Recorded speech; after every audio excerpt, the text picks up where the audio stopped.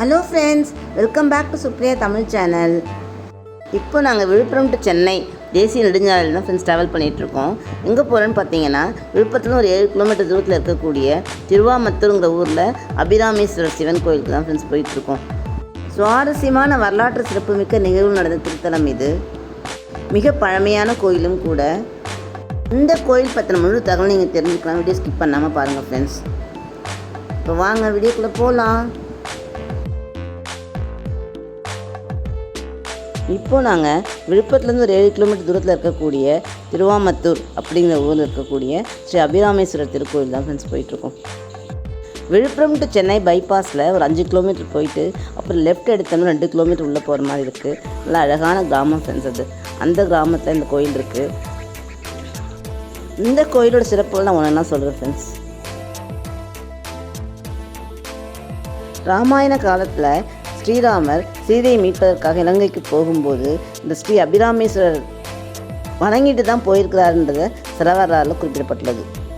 இந்த ஸ்தலத்தின் 2வது சிறப்பு 1100 ஆண்டுகளுக்கு முன்னாடி உருவான பசுக்கள் பார்த்திங்கன்னா கொம்பு இல்லாமல் உருவாக்கப்பட்டதான்.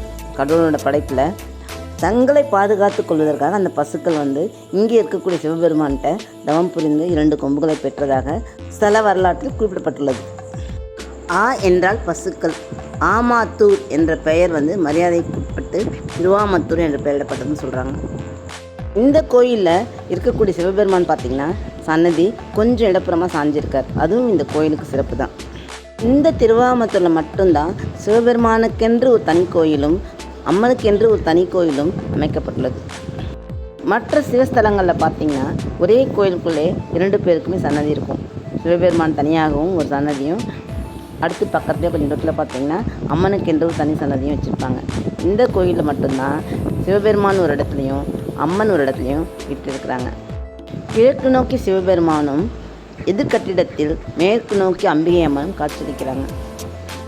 அடுத்ததாக இந்த கோயிலோட சிறப்பு பார்த்திங்கன்னா, இந்த கோயிலில் இருக்கக்கூடிய ஸ்தல மரமான வன்னி மரம், அதுக்கும் ஒரு வரலாற்று கதை இருக்குது. முன்னொரு காலத்தில் வாழ்ந்த பிங்கி முனிவர் எப்போவுமே பார்த்திங்கன்னா சிவபெருமானை மட்டும்தான் வணங்குவாராம். அதனால் பார்வதி அம்மன் கோபம் கொண்டு அவருக்கு சாபமிட்டு வன்னி மரமாக மாறணும்னு சொல்லி சமைச்சிட்டாங்களாம். அதுக்கப்புறமா அவர் சிவபெருமானை தவம் இருந்து வணங்கி சாப விமோசனம் பெற்ற திருத்தலம் இது அப்படின்னு சொல்கிறாங்க. அந்த வன்னி மரம் இதோ. அடுத்து அந்த பதிவில் பார்த்திங்கன்னா எதிர்திசையில் இருக்கக்கூடிய முத்தாம்பிகை அம்மனோட சிறப்பை பற்றி பார்க்க போகிறோம். இந்த இடத்துல அம்மன் முத்தாம்பிகை அம்மனாக காட்சியளிக்கிறாங்க. பக்கத்துலேயே பார்த்திங்கன்னா வலப்புறத்தில் ஒரு திருவட்டப்பாறை அப்படின்னு ஒரு பாறை இருக்குது. அந்த பாறையில் அம்மன் தான் அந்த காலத்துலாம் நீதி வழக்குக்கு தீர்ப்பு சொல்லுவாங்களாம்.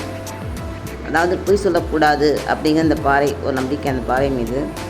இந்த கோயில் அமைந்திருக்கக்கூடிய திருவட்டப்பாறை, இந்த பாறைக்கல் மீது உட்காந்தா அந்த காலத்தில் நிறைய வழக்குகளுக்கு தீர்ப்பு சொல்லுவாங்களாம். அப்படி இருக்கிற பட்சத்தில் ஒரு 1100 ஆண்டுகளுக்கு முன்னாடி பார்த்திங்கன்னா ஒரு அண்ணன் தம்பியும் சொத்து பிரச்சனை காரணமாக வந்தப்போ அண்ணன் நிறைய பொருள் பத்திரங்களை போட்டு கைத்தடி வச்சுருப்பாராம். அந்த தடியில் போட்டு மறைச்சிட்டு நான் கையில் வச்சுருக்க தடி மட்டும் எனக்கு போதும்னு சொல்லிட்டாராம். ஆனால் தம்பி ஏமாத்துறதுக்காக அவர் பொய் சொல்லியிருக்காரு. அப்புறம் தீர்ப்பு முடிஞ்சு அவர் இங்கேருந்து ஒரு 8 கிலோமீட்டர் தூரத்தில் இருக்கக்கூடிய தும்பூர் அப்படிங்கிற ஊருக்கு போகும்போது நாகம்மனாக உருவெடுத்து இந்த முத்தாம்பிகம் நாங்கள் போயிருக்காங்க. போய் அவர் குத்திருக்காங்க. அப்போ கையில் தடி மூலமாக அந்த நாகம்மன் அடிக்கும்போது 3 பிரிவாக பிரிஞ்சு நடுக்கண்டம் ஒரு பகுதியிலையும் தலைப்பகுதி தும்பூர் பகுதியிலையும் வால் பகுதி இந்த முத்தாம்பிகை அம்மன் தனது விழுந்துச்சான். அதனால் அந்த திருவட்டப்பாறை மீது யாரும் பொய் சொல்லக்கூடாது, பொய் சொன்னால் கடவுள் தண்டிச்சுன்ற ஒரு ஐதீக வரலாறும் இந்த இடத்துல குறிப்பிடப்பட்டிருக்கு. இப்படி பல சிறப்புகளை கொண்ட இந்த கோயில் ஒரு சிறப்பான ஸ்தலமாக இந்த பகுதியில் கொண்டாடப்படுகிறது. நீங்கள் யாரெல்லாம் இந்த கோயிலுக்கு வந்திருக்கிறீங்க அப்படிங்கிறத கமெண்ட்டில் சொல்லுங்கள். வரலைன்னா கண்டிப்பாக ஒரு முறை பார்த்துட்டு போங்க. ரொம்ப மனசுக்கு நிம்மதியாகவும் இருக்குது. தேங்க்ஸ் ஃபார் வாட்சிங். பாய்.